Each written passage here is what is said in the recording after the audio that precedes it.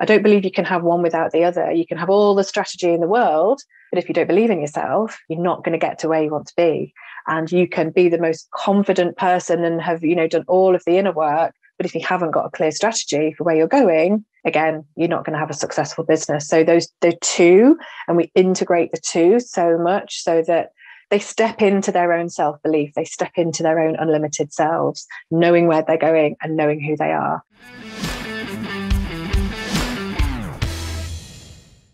To bring the people element back into that hiring process could make a huge difference in the benefit to both the company and the employees in terms of fit. Are you a right fit? Where can we best place you to allow you to play to your best strengths and align with your highest values? What are some of the most common problems that people tell you, people who work as an employee, that you are able to help them with?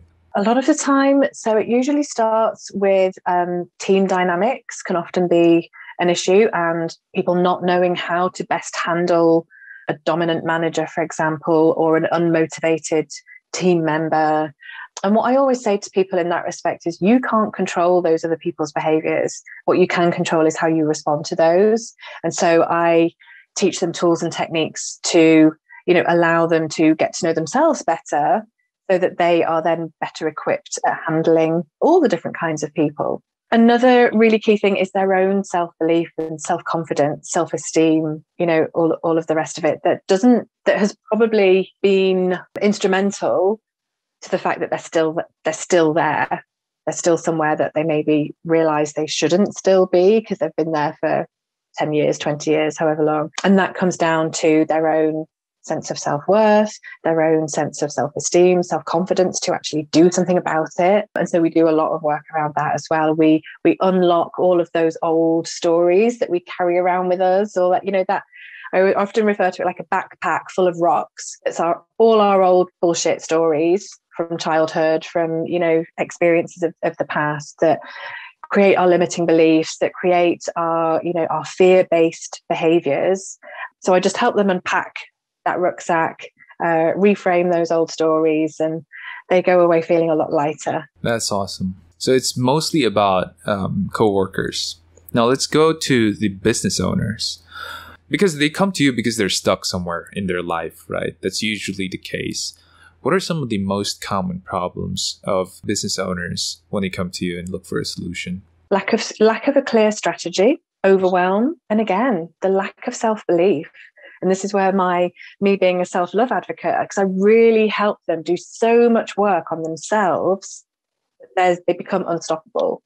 So that combination of getting to know yourself, getting to know your own limits, and setting in place a really clear strategic direction for them and their business that's obviously completely tailored to where they want to go. I don't believe you can have one without the other. You can have all the strategy in the world, but if you don't believe in yourself, you're not going to get to where you want to be. And you can be the most confident person and have, done all of the inner work. But if you haven't got a clear strategy for where you're going, again, you're not going to have a successful business. So the two, and we integrate the two so much so that they step into their own self-belief. They step into their own unlimited selves, knowing where they're going and knowing who they are. And that sets them off. So yeah, they often come to me because they've got overwhelmed. They've, like we talked about before, that shiny object syndrome. They're trying to do it all. They haven't got quite the clarity. And I tell you, the number one thing that people often come to me with, and they haven't realized that they're not doing, they haven't truly nailed who they're talking to, why they're talking to them, and how they can help them. With the business owners, it's a bit mind-boggling for me that they are business owners and they have low self-belief, and they also have the wrong direction or the wrong strategy. It might just be me in my little world or little opinion, but a little bit paradoxical, a little bit ironic that a business owner, when you start a business, you have to be optimistic about it. There's no pessimistic business owner. But what happened in between? I mean, how did they lose their self-belief? How did they lose confidence? And how did they lose their strategy? I agree. I think all business owners start off with such a huge amount of enthusiasm, self-belief, and I've got this and I can do this. And yes, I'm going to make it happen. And then they realize that it's actually really difficult. You're running your own business. It's really difficult. You have to be your own marketing person, your own, we do all of it, don't we? And there's parts of that role that you don't feel comfortable with. And it's hard. You've got to be the consistency. I think people don't realize that the consistency is key, and they do it for a couple of months and think, oh, this isn't working. It's not happening for me. I haven't got a client yet. And then that lack of self-belief starts to creep back in, because we've all got our stories. We've all got our limiting beliefs that hold us back from stepping into, the best versions of us.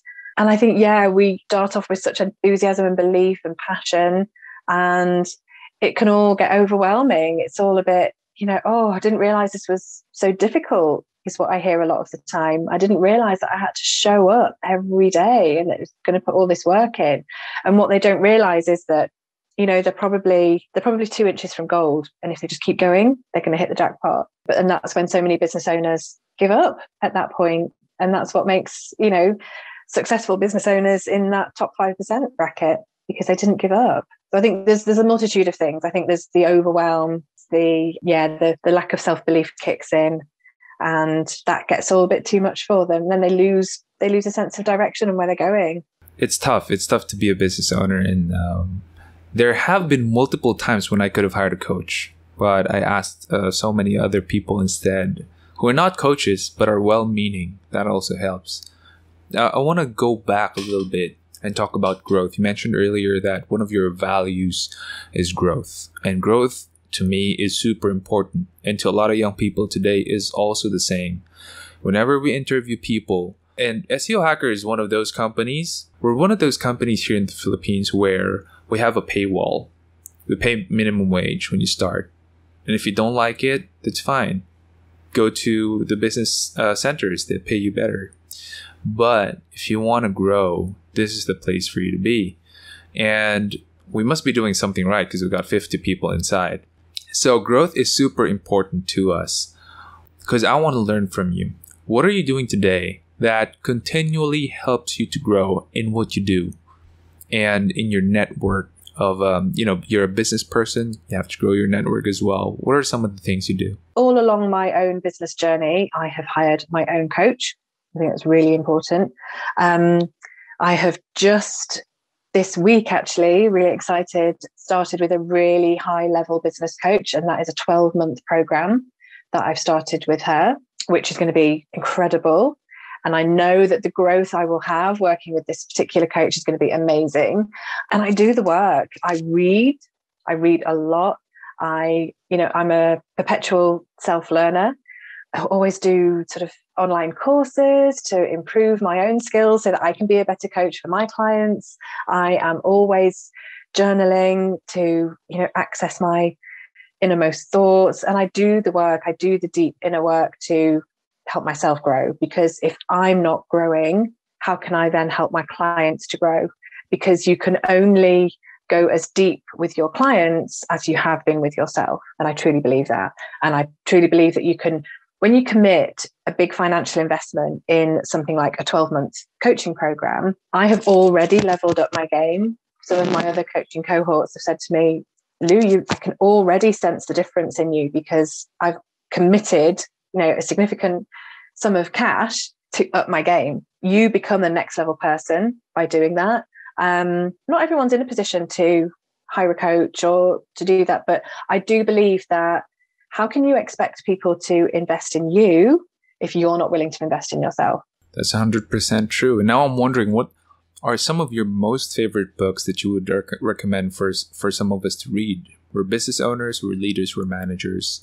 We want to learn. What are some books that you recommend? One of my favorite ones, so all of the Simon Sinek books, he obviously has written Start With Why, hugely inspirational. All of his Leaders Eat Last, great ones. There's one, this one is a great one. It's called Do Less. It's predominantly, I think it's written for women, but it's equally as applicable to men as well. And it talks about that cyclical nature of how we should work, particularly around women's cycles, but the cycles of the moon.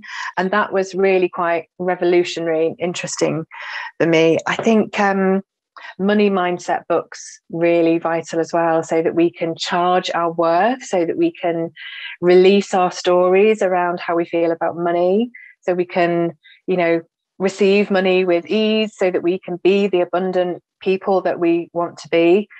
Good people with money do good things. Money, it doesn't have to be the source of all evil, and all of the other stories that we carry around about money. And there's some great money mindset books. There's the Denise Duffield Thomas one I recommend to people, Get Rich, Lucky Bitch. I haven't read that one. I've read Rich Dad, Poor Dad. Rich Dad, Poor Dad is a really good one. Yeah. About leveraging your time, not trading your time for money. Yeah. And I love the fact, Sean, that you said you pay your, so it really reminded me of Rich Dad Poor Dad, actually, when you said you pay your employees minimum wage when they first come in, but you help them with their personal growth, and that is worth so much more to them and their personal development. So I love that you do that. I think that's a great thing. That's the lesson, isn't it, that he teaches in I do have to add a disclaimer. We do promote them immediately when they get regularized. So that's within 6 months. So they do get the salary that they desire within, if they it's a paywall. You have to finish the first 6 months. We check who you really are, as much as we can see in the first 6 months. And when you're good, we regularize you. You're part of the family. We have higher commitment to you, and you have higher commitment to us. And you could tell I practiced this, right? That was very beautifully said. But yeah, so I'm the deal closer. I'm the final interview, and I'm the deal closer for all of the applicants that we have. So yeah, we have to indoctrinate them about our culture. And see, culture is all about processes and systems, and this is part of the process of making sure that they grow and mature as an SEO hacker. Not as a virus within SEO hacker, but as an SEO hacker. Really good stuff, Lou. And if people want to know and find more about you and maybe get in touch, where should they go? I have a slightly out-of-date website, which is on my very long list of things that I need to do, but that is louhinescoaching.com, or you can ping me an email at lou@louhinescoaching.com. Fantastic. And we're going to have those links in the show notes. Lou also has her LinkedIn. You might want to connect with her there. And Lou, I just want to thank you so much. It's an honor and a pleasure learning from you. And we are better for it. Thank you so much. Thank you for having me. I really enjoyed it. Oh, hey, and since you're here, can you do me a favor? Can you hit on the subscribe button and hit the bell button and select all notifications so that whenever we have a new video, you're going to be the first one to know. Until then, keep leading. So during the crisis, I think we've learned that almost everyone else will take money from you, right? Doctors or lawyers or people who are banks chasing or asking you to pay off your debt. Diba? But only your insurance agent will bring money to you.